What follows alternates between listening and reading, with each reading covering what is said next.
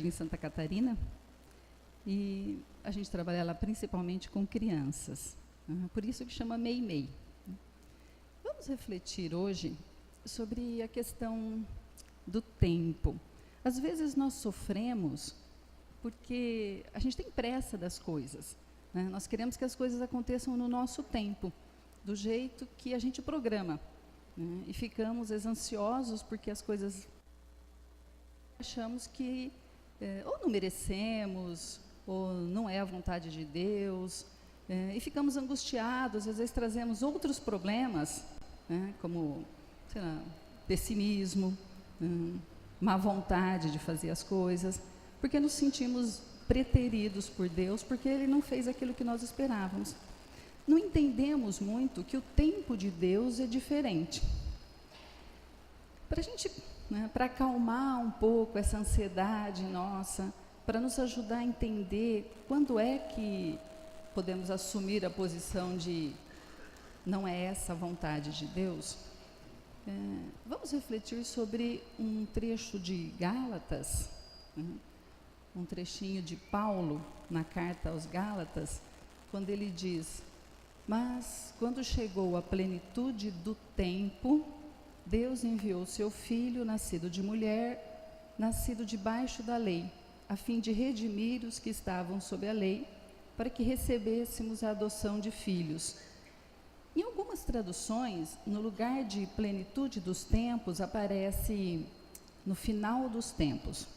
Ou então, quando era chegado o tempo certo. Veja, a expressão nas traduções do grego aparece a palavra kairos.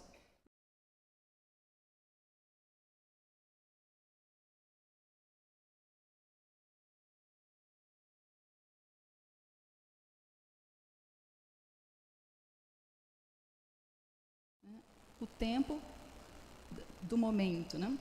Veja, o que Paulo...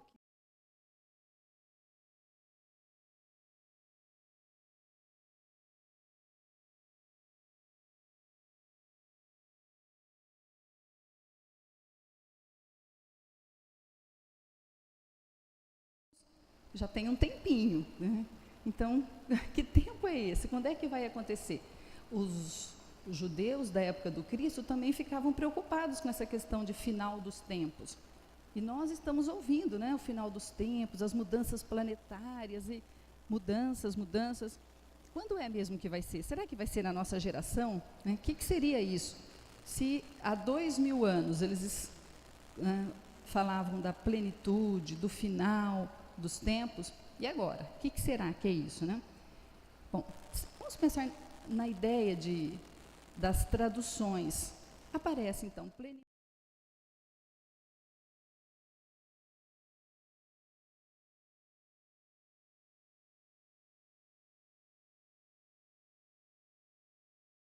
Aquele tempo em que as coisas foram marcadas para acontecer. Ou então, quando se cumpriu o prazo. Ora, se cumpriu o prazo porque algumas coisas estavam sendo preparadas e aquele era o momento, então, em que as coisas estavam prontas, né? O que, afinal, que estava pronto, né? Veja, em várias passagens dos textos de traduções do grego, aparece a palavra kairos. A ideia não é do tempo cronológico, mas é o tempo da ação de Deus no universo. Os exegetas, ao interpretarem essa expressão, tanto no Antigo Testamento quanto no Novo Testamento, traduzem alguns, né, como ação de Deus no universo.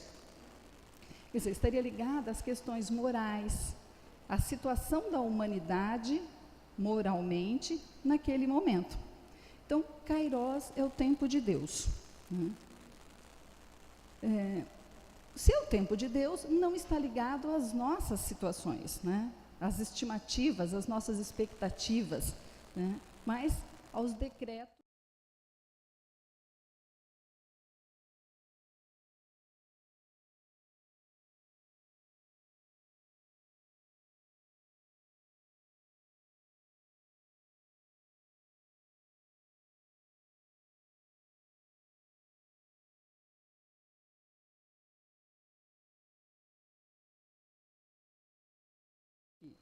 É quase nada isso. É um tempo relativamente muito curto, muito insignificante, perto de toda a nossa história. Então, o tempo certo, o momento ideal, qual seria? Por que naquele tempo estava preparado para o Cristo nascer?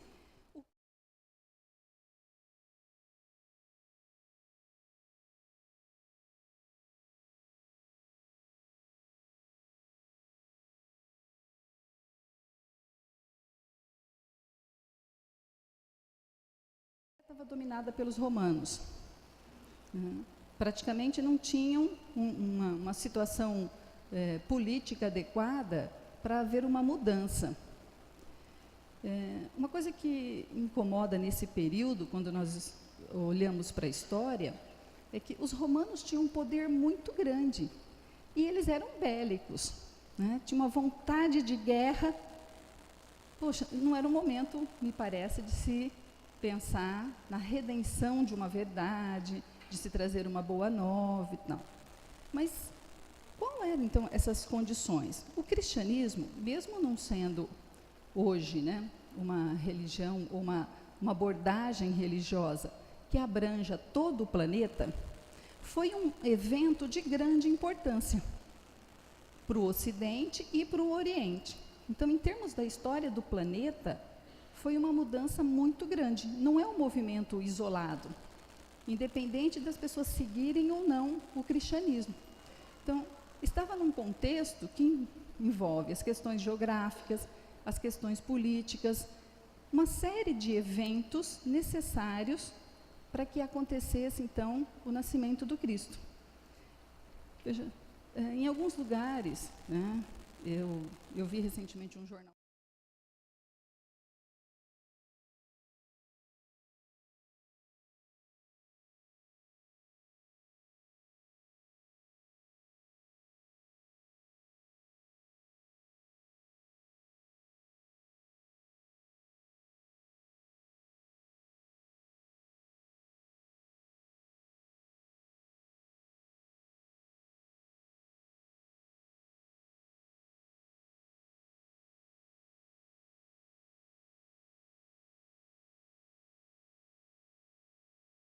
Nós damos referências.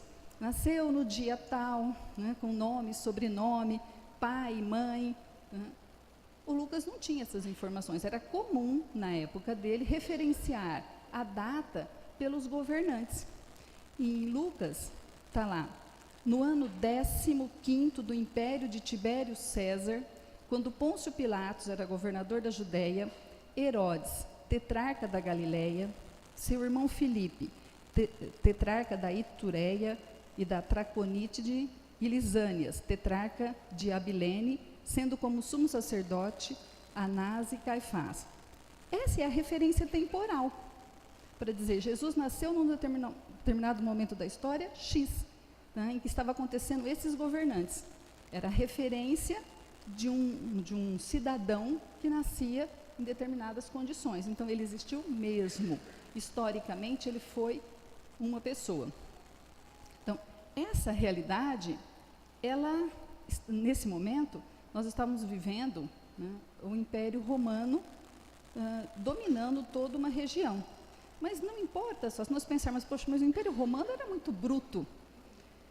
Não só os romanos contribuíram para aquele momento ser o momento adequado, também os gregos e os judeus. Ele nasceu entre os judeus, no mundo romano, envolvido por uma cultura que era a cultura grega. Quando nós pensamos, nossa, os gregos que viveram, que expandiram, que proclamaram, que teve o ápice do pensamento que nós estudamos até hoje, que nós ainda não, em muitas culturas não se entendeu muito bem o que aqueles gregos queriam dizer. Até hoje nós ainda não conseguimos cumprir demandas, por exemplo, como a ética que o Aristóteles propunha. Nós não entendemos e não vivemos ainda isso. Como é que esses gregos foram tão magníficos e foram dominados pelos romanos e desapareceram em termos de situação política, Nós temos hoje uma Grécia de terceiro mundo, embora esteja na Europa. Então, como pode, né, ter tido um apogeu? Se Cristo tivesse nascido naquele contexto, naquele momento, entenderíamos que ele teria nascido no momento de apogeu de um pensamento. Não. Era necessário que acontecesse exatamente como aconteceu. Então, os romanos tinham um poder de administração muito grande. Os judeus tinham uma religiosidade muito grande. E os gregos tinham um ambiente cultural. Então, essas três civilizações, né, com as suas contribuições, fizeram com que o momento ideal fosse aquele. Vamos entender como na prática isso aconteceu. Roma influenciou com a sua política, né, com toda a administração que fez com que o Império Romano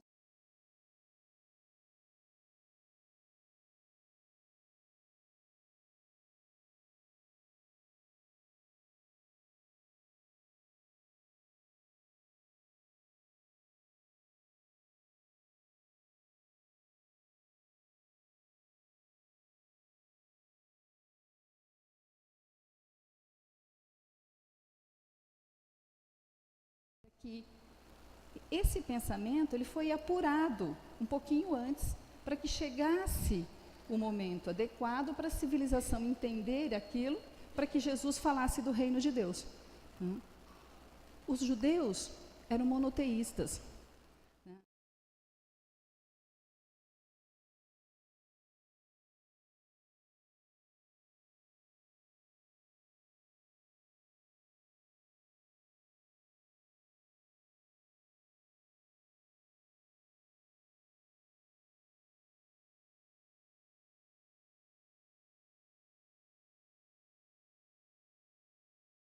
A gente fala assim, poxa, mas o Cristo tinha que nascer naquela região tão briguenta, né? Pessoas que até hoje estão brigando por espaço, mesmo por religião, né, entre eles. Não tinha um lugar mais saudável para o Cristo nascer? Não. O plano de Deus é muito difícil, é muito grande para a nossa pequena compreensão, né? Os romanos, então, influenciaram politicamente com o domínio mundial, porque o Império Romano se estendia por uma área muito grande, necessário para a expansão do cristianismo. Ele unificou os povos, né? Propôs, naquele momento, Roma estava vivendo uma paz, né? A Pax Romana. As cidades, a questão urbana era importante e havia um intercâmbio entre os povos, necessário para o Paulo levar a palavra do Cristo. Se não houvesse essa condição, talvez ele não tivesse conseguido. Tudo que está aqui, em amarelo e verde, e rosinha, é a expansão do governo, do Império Romano na época do Cristo, né?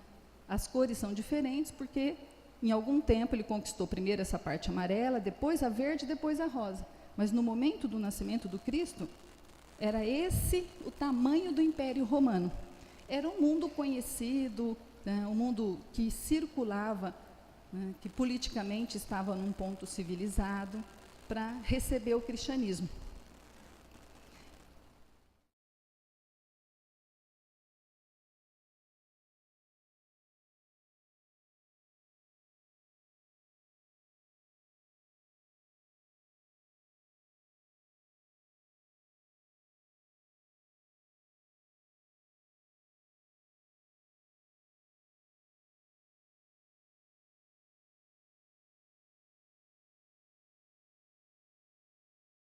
Romanos, mas logo adotavam a administração romana, além do exército que estava ali, que protegia a cidade, organizava em termos de uma hierarquia de poder. A Palestina, por exemplo, era administrada por um príncipe que devia obediência a Roma. Embora tivesse uma certa autonomia, né, a Palestina tinha uma autonomia, mas houvesse alguma manifestação, estavam lá os romanos, né, os súditos do imperador romano tomando conta, né, colocando a paz, né, colocando regras.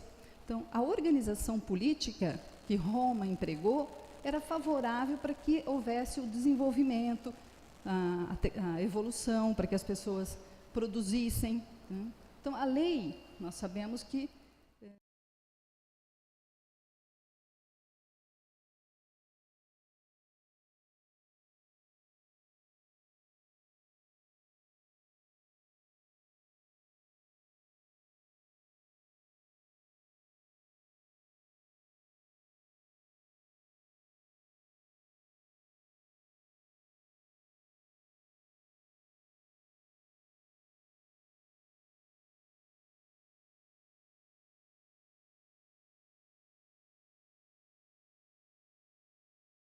eram a representação de Deus, né? E o povo amava o César como amasse a Deus. Isso também foi importante para desenvolver em cada cidadão, que agora fazia parte do Império Romano, o amor a uma autoridade. Alguém que eles não viam, muitas cidades nunca viram César, mas amavam César, deviam respeito a ele, deviam obediência. Então, dessa forma, todos os povos que depois receberam o cristianismo obedeciam a um poder central.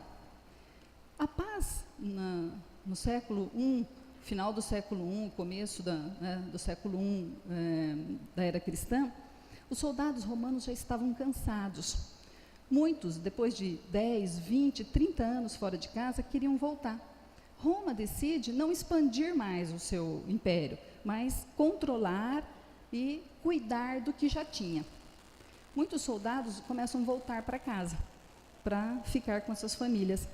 No filme O Gladiador, nós temos exatamente esse momento, né? O Máximos, depois de 20 anos fora de casa, ele está voltando, né? E ele fala no final, faz 7 anos, não sei quanto, que eu não vejo a minha família. Então, era exatamente esse momento. Roma, no momento de paz, né, procura, então, agora cuidar das suas cidades e tal.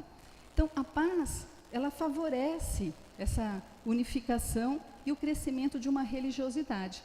Estando nas suas cidades, com abastecimento, né, de alimento, com as estradas, as pessoas começam a desejar uma outra coisa, né? Suprir uma carência interna e tal. Roma organizava as cidades, tá? Expandia a cultura. Qual cultura? A cultura grega, que eles conheciam depois de dominar a Grécia e que acharam de valor suficiente para expandir para todo o Império Romano.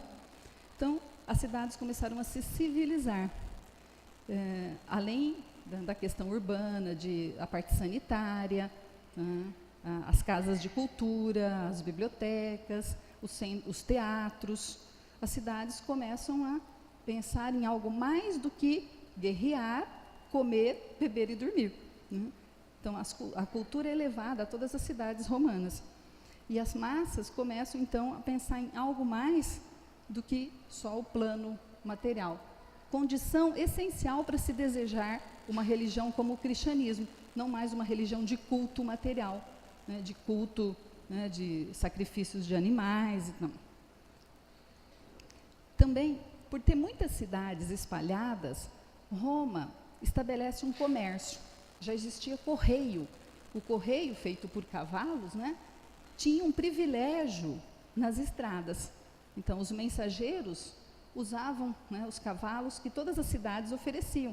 Então, ele usava um cavalo até uma cidade, lá tinha outro grupo, né, outro cavalo esperando para ele levar a mensagem. Para isso, era necessário ter estradas boas. Havia também muita pirataria. No episódio do Bom Samaritano, nós também entendemos como era aquela população. Uma pessoa não podia andar na rua ou ir de uma cidade para outra sozinho. Era perigoso, ele podia ser assaltado e morto. E às vezes por causa de pouca coisa, de pouco dinheiro.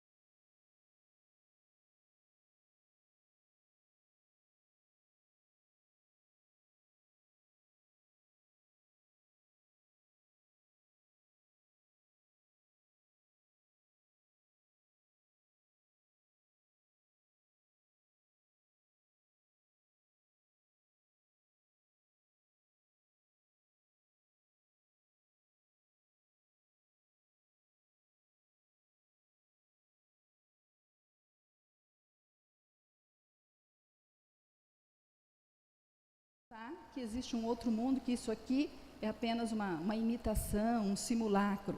Né?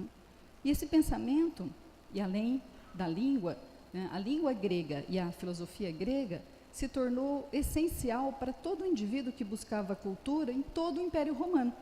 Falar a língua grega, que não era a mesma língua da cidade, mas uma língua mais facilitada, né, a língua que depois os evangelhos foram escritos, era importante. Quem tinha um pouquinho de cultura, ou quem tinha uma situação um pouquinho mais civilizada, desejava conhecer e falar o grego. E a filosofia. Né? Então, a língua grega ela é espalhada pela região que depois vai ser o Império Romano, primeiro pelo Alexandre Magno, depois pelos romanos. E ela passa a ser uma língua comercial, né, para se tratar com indivíduos. Imagina o imperador romano conversando com um súdito dele que governa a Síria. Era necessário ter uma língua comum. Antes de ser o latim, é o grego.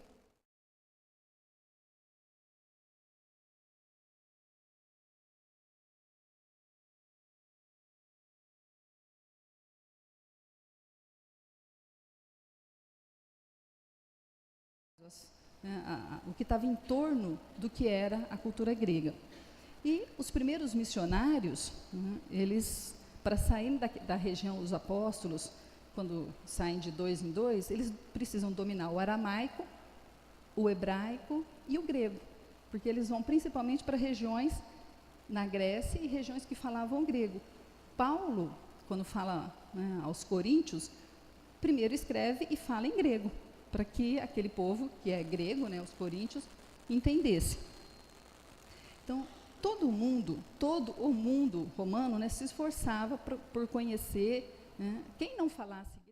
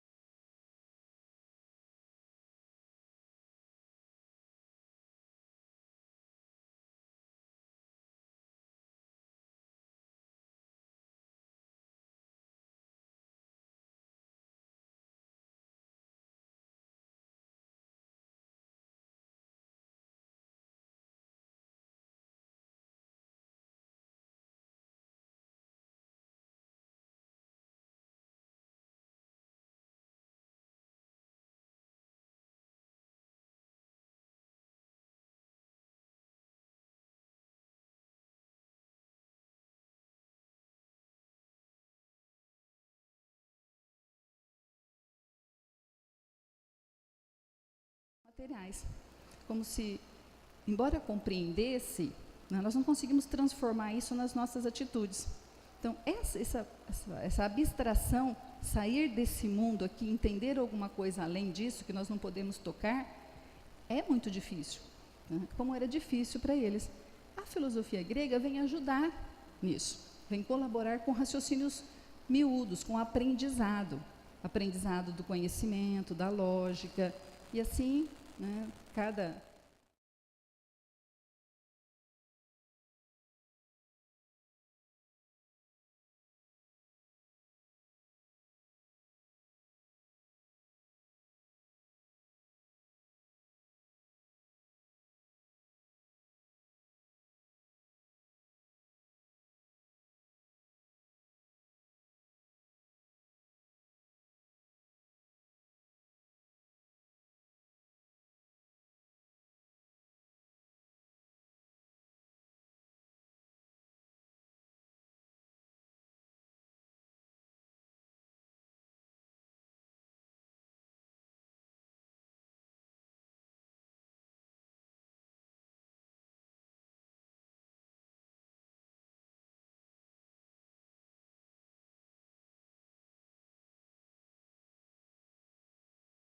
repetidas depois por Santo Agostinho, que diz que o corpo é uma gaiola da alma.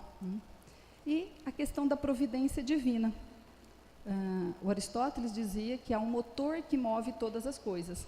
Ele não disse que era Deus, mas a concepção de Deus estava pronta para acontecer. Então, os judeus, eles eram, né, o berço do cristianismo, porque já Abraão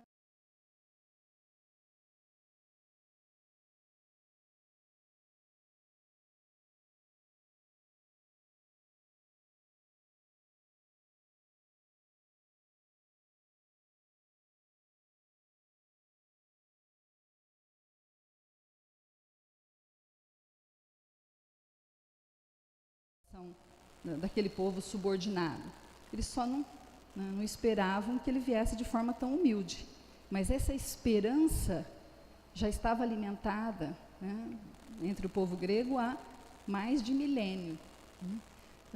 O sistema ético. Pela tradição, os judeus propunham uma ética que foi aproveitada pelos governantes romanos. Quando os romanos dominavam uma região, principalmente a região, né, que conhecia o pensamento judeu, eles se aproveitavam da obediência, da crença dos judeus para poder implantar, né, o império. Então, esse sistema de obediência, de respeito ao outro, que já tinha sido, né, trabalhado nos judeus pelo Código de Hammurabi, lá em 1200 a.C.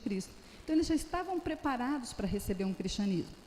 E o culto, o trabalho em sinagogas, reunir isso aqui que nós fazemos, né? Os crentes num Deus, se reunir num templo e ali estudar a palavra, né? Os judeus tinham lá as Sagradas Escrituras, qualquer um que entrasse no templo poderia estudar, ler, né? Discutir, era um hábito comum entrar nas sinagogas e estudar os textos antigos. Então, isso foi muito favorável também. Tá? Então, juntando, né, a essa situação, o Evangelho tinha que ser, tá, tinha que aparecer nesse momento. Né, porque, uma vez já não precisando conquistar novos territórios, urbanizados, com a parte sanitária em desenvolvimento, com um pensamento intelectual que desprendia o homem da matéria, preocupado com outras coisas. O homem começa a buscar o sentido da vida. Afinal, o que eu sou, o que eu vim fazer aqui, né? Qual é o sentido da vida humana? Então, o Evangelho, ele é aceito nas comunidades, quando os discípulos chegam, porque a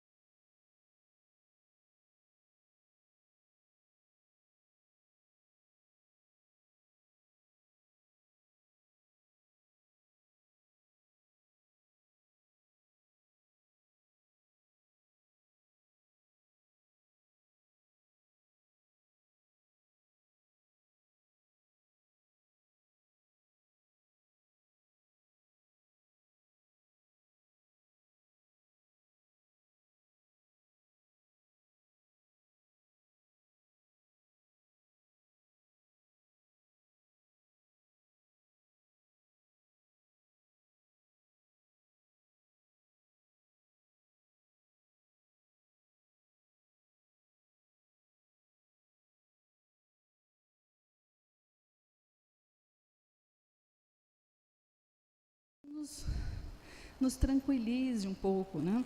Acalma o nosso coração, porque nós às vezes queremos competir com as decisões de Deus.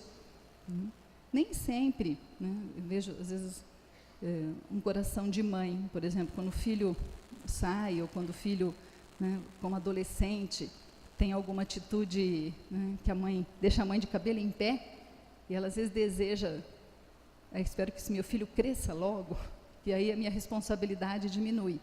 Ora, aquele momento da adolescência é um momento necessário.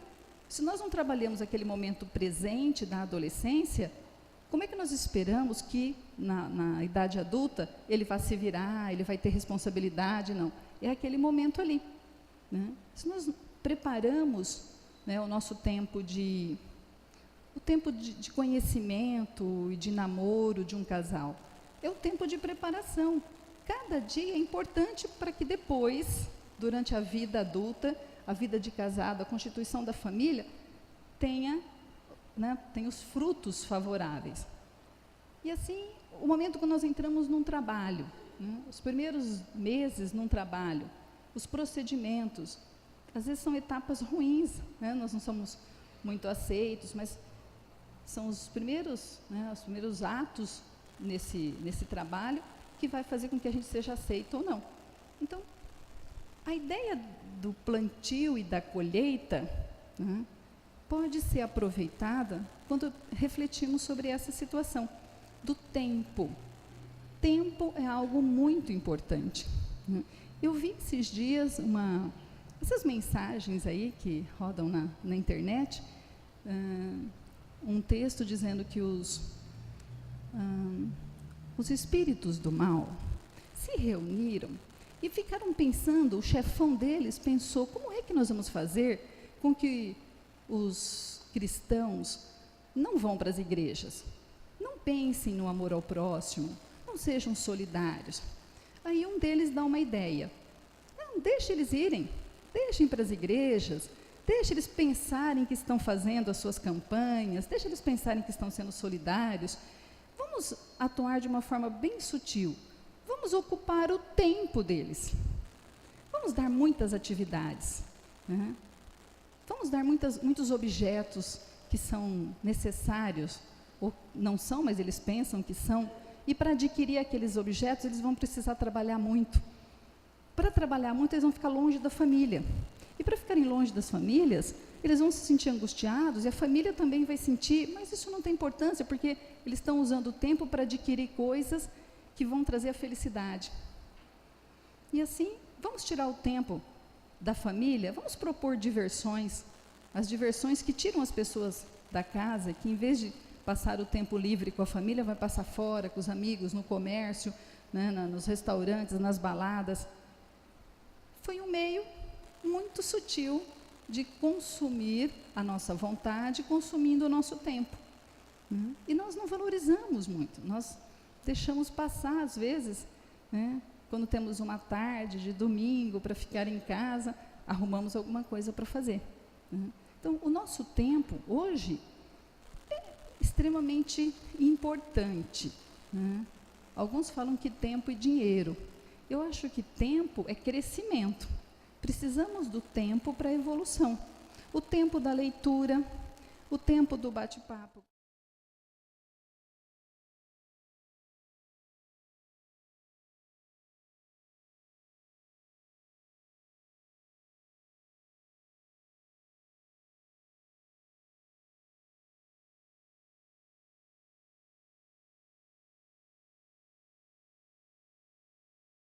Corre para ouvir Deus.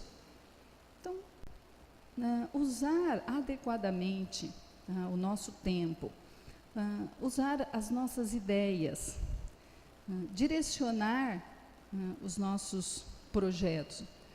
Muitas vezes nós esperamos as férias, precisamos das férias do trabalho, porque nós vamos fazer uma viagem, vamos sair, vamos descansar, né? E se acontece, né, choveu muito, não aproveitei muito aquela viagem, ou então não deu certo porque houve um grande problema no aeroporto e eu acabei ficando irritado, e a gente deixa para lá e voltamos para o trabalho novamente, sem ter descansado ou sem ter nos divertido, como se isso fosse banal, como se isso não tivesse valor.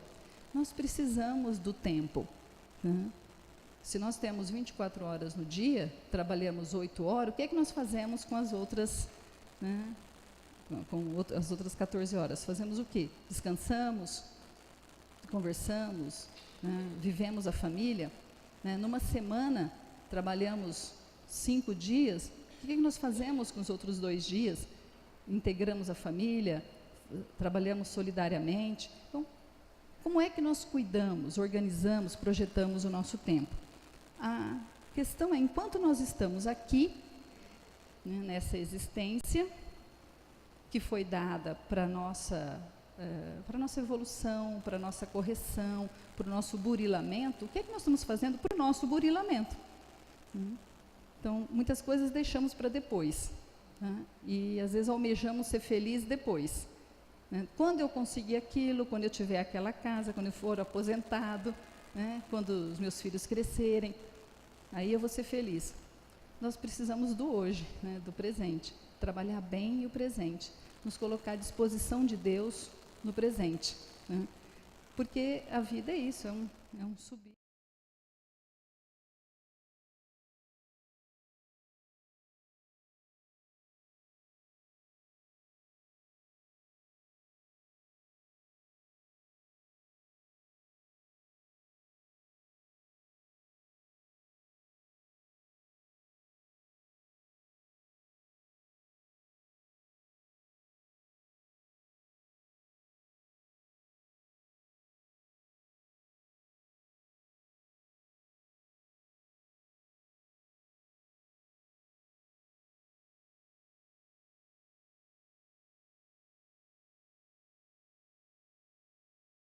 Vivemos aqueles, guerra aqui, explodiu ali, violência aqui. Como é que nós lemos esses fatos? Ficamos, às vezes, sem esperança por conta dessa violência. Achamos, nossa, o mundo está tão ruim, está tão difícil. Com certeza, Deus está acompanhando e tem algum plano para nós diante de tudo isso. Que aprendizado nós poderíamos tirar disso?